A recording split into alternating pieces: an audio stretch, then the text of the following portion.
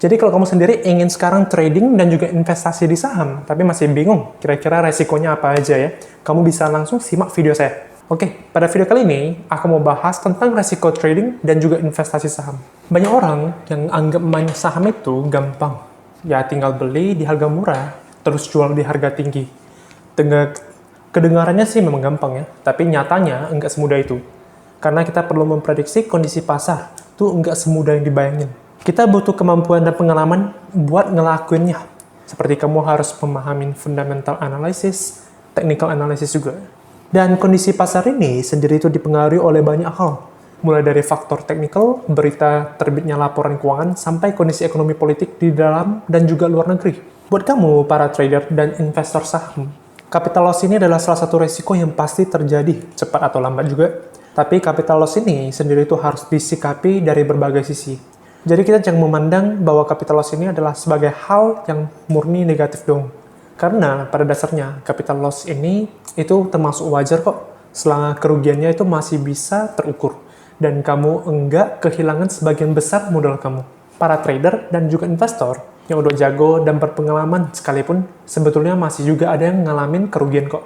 Bedanya, mereka yang udah berpengalaman itu tahu gimana caranya untuk meminimalisir kerugian tersebut. Dan khusus untuk para pemula, kalau untuk saranku, kita bisa mulai dari yang kecil aja dulu. Jangan langsung gegabah ngelakuin transaksi dalam jumlah besar di pasar saham.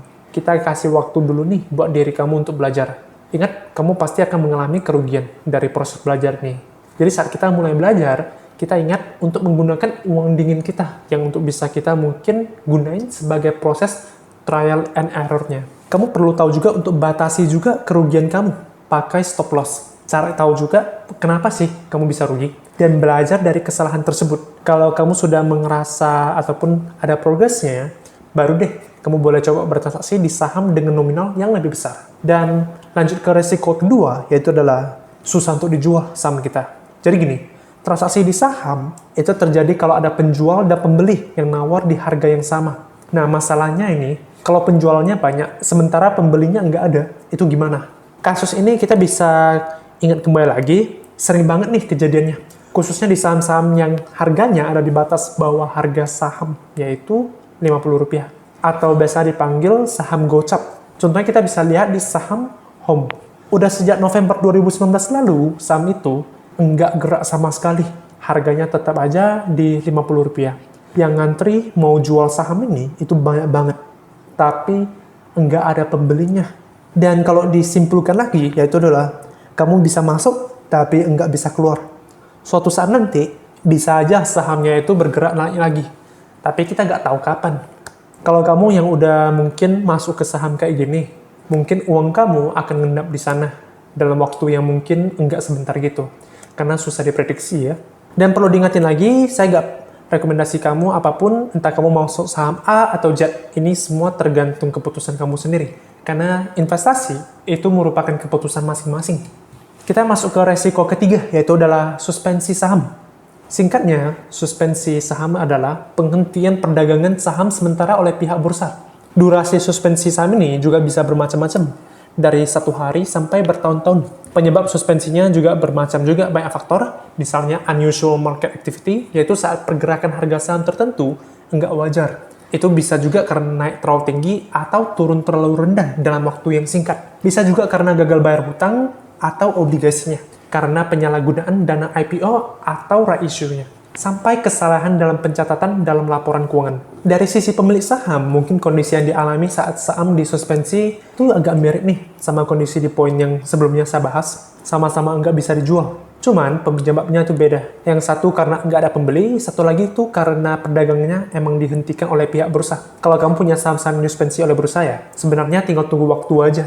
Kapan suspensinya dibuka? Kalau misalkan kesalahannya nggak berat, suspensi ini akan segera dibuka kok. Tapi kalau pelanggarannya berat dan pihak emiten yang bersangkutan juga nggak kooperatif buat menyelesaikan masalahnya, suspensi ini akan terus diperpanjang oleh pihak bursa. Kita kasih satu contoh nih, saham lama yang disuspensi itu adalah saham LTG. Saham ini udah disuspensi sejak 1 Juli 2019. Dan suspensinya dibuka tanggal 4 Desember 2019 lalu. Masalahnya, setelah suspensi dibuka pun, saham LT sudah mengalami kondisi susah dijual. kayak yang sudah disebut poin sebelumnya. Jadi banyak yang mau jual tapi nggak ada pembelinya. Coba kamu bayangin, kamu sekarang punya uang tapi dalam bentuk aset yang nggak bisa diapa-apain. Tapi balik lagi, kamu punya hak penuh dalam menentukan saham yang kamu transaksiin. Kita lanjut lagi ke resiko keempat, yaitu adalah delisting. Bisa dibilang ini adalah resiko yang paling berat dibanding ketiga resiko yang atas tadi. Singkatnya, delisting ini adalah penghapusan saham dari Bursa Efek Indonesia.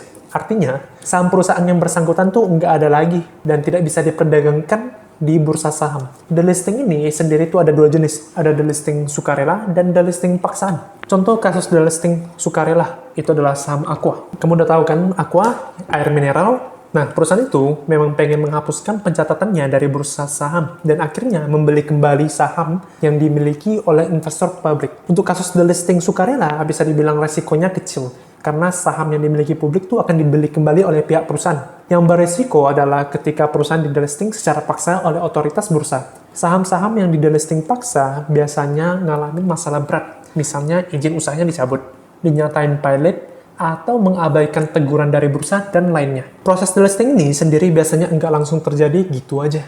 Bursa ngasih teguran dulu berupa suspensi saham sebelum akhirnya didelisting paksa. Kita ambil contoh saham TMPI yang sebelumnya didelisting paksa oleh pihak bursa. Saham ini itu udah berkali-kali disuspensi sama pihak bursa dari tahun 2017 lalu. Dan pada bulan Juli 2017, saham ini disuspensi karena terlambat nyampein laporan keuangan dan enggak bayar denda buat keterlambatan tersebut. Nah, dan keterlambatan ini diulang terus-menerus sampai tahun 2019. Karena hal tersebut, suspensi saham TMPI terus saja diperpanjang sampai akhirnya resmi di-delisting dari bursa pada tanggal 11 November 2019. Dan 3 hari sebelum delisting, suspensi saham TMPI ini tuh dicabut nih di pasar nego. Jadi udah bisa ditransaksiin lagi di pasar nego aja. Tapi kamu ingat dulu untuk masalah ini. Walaupun perdagangannya udah dibuka gitu, siapa lagi yang mau beli saham yang sudah akan di-delisting kayak gini? Jadi logikanya kamu sekarang mempunyai sahamnya, tapi nggak ada pembelinya sama sekali. Oke gengs, gitu aja yang mau aku sampaikan. Semoga video ini bisa membantu kamu yang mau coba investasi saham dan memahami resikonya.